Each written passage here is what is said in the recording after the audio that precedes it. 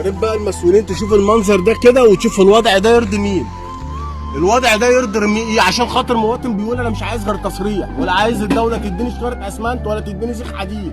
انا بقول الدوله تديني تصريح ابني بيه عشان ما يجيش حد يتعرض لي. ايه المشكله في كده؟ انا عايز اعرف ايه المشكله في كده.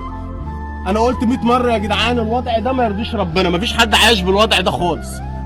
ده كله عشان خاطر حته ورقه.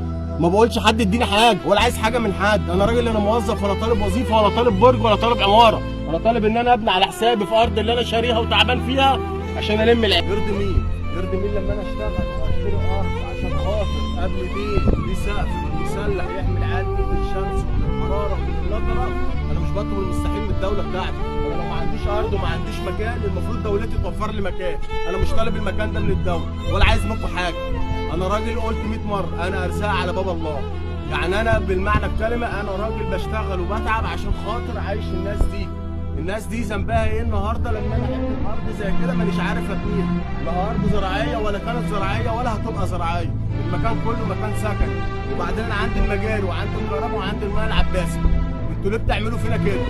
انا عايز افهم بقى انتوا ليه بتعملوا فينا كده؟ احنا قلنا مش عايزين منكم حاجه ولا عايزين منكم مساعده، احنا مش عايزين حاجه خالص. انا كل اللي انا عايزه هي ورقه ان انا ابني بيها حته الارض بتاعتي ونلم فيها العيال. انا قلت عندي الشارع ده، على فكره الشارع ده خاص اخره مسدود اهو، يعني انا مش على طريق. دي المون بقالها سنه ونص على هذا الوضع. بص كده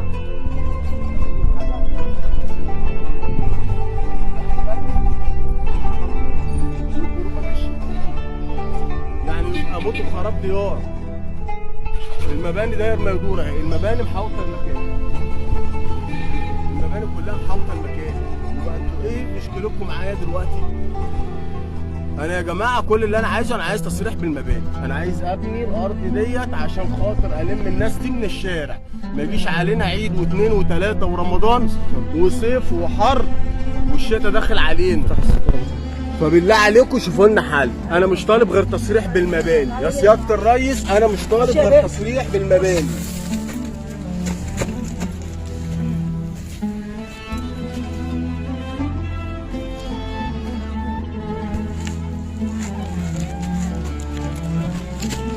يا ريت بقى المسؤولين تشوف المنظر ده كده وتشوف الوضع ده يرضي مين. الوضع ده يرضي مين؟ عشان خاطر مواطن بيقول انا مش عايز غير تصريح، ولا عايز الدوله تديني شكاره اسمنت ولا تديني سيخ حديد. انا بقول الدوله تديني تصريح ابني بيه عشان ما يجيش حد يتعرض لي. ايه المشكله في كده؟ انا عايز اعرف ايه المشكله في كده. انا قلت 100 مره يا جدعان الوضع ده ما يرضيش ربنا، مفيش حد عايش بالوضع ده خالص. ده كله عشان خاطر حته ورقه. ما بقولش حد يديني حاجه ولا عايز حاجه من حد. انا راجل، انا موظف ولا طالب وظيفه ولا طالب برج ولا طالب عماره. انا طالب ان انا ابني على حسابي في ارض اللي انا شاريها وتعبان فيها.